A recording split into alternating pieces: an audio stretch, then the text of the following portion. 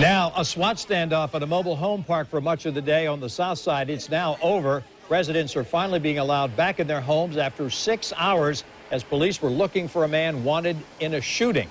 The wanted man was captured just about an hour ago, miles away in Arlington. Police say 19-year-old Nathan Blake shot and wounded his brother at a home in Countryside Village mobile home park that's just off Beach Boulevard near St. John's Bluff Road. Channel 4's Kamasi Aaron has been following this drama since it began this morning.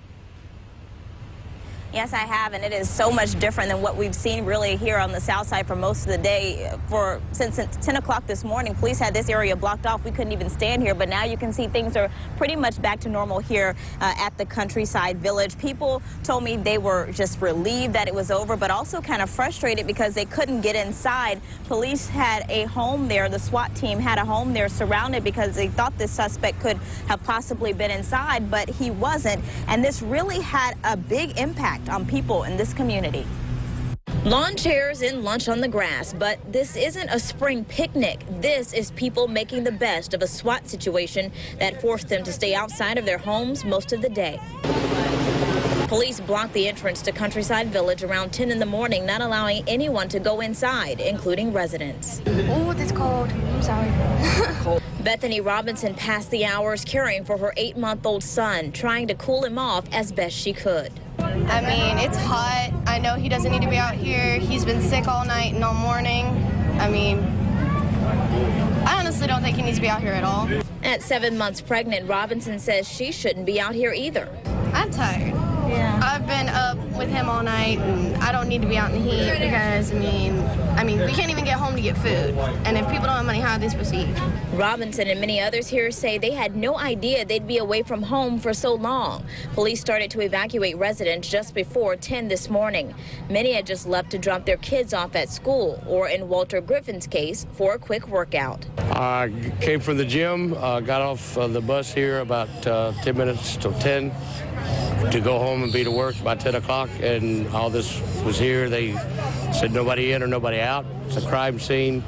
How long will it be? We don't know. Police were working to determine if the suspect, 19-year-old Nathan Blake, was inside this house.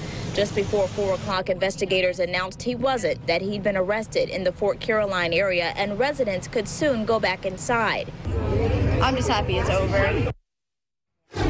Wasn't the only one. Basically everyone who'd been out here, some people for 6 hours, very happy that it's over.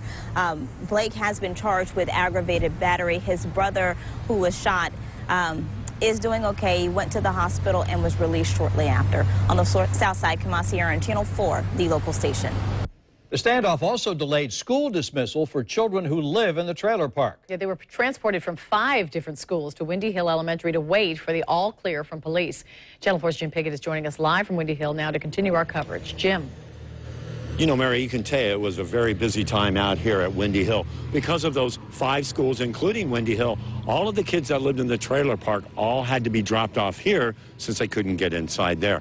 I want to show you some video that we just shot. This is of the last bus leaving Windy Hill with those kids from the schools around here that were being dropped off at home at the time. So that's the situation. It really wasn't a problem, according to school officials here. They came here, the students waited here until they got the all clear, or parents were able to come to the school and pick them up. But we talked to some teachers that were out here trying to help smooth things out here, and they said it went rather well. The kids really didn't have any problems. They weren't here for dismissal from their other schools that long of a time. But you can imagine, with parents confused of where the kids should go and the buses couldn't drop them off at the trailer park, there was some concern. But now we understand that all of those kids have at least been returned to the mobile home park.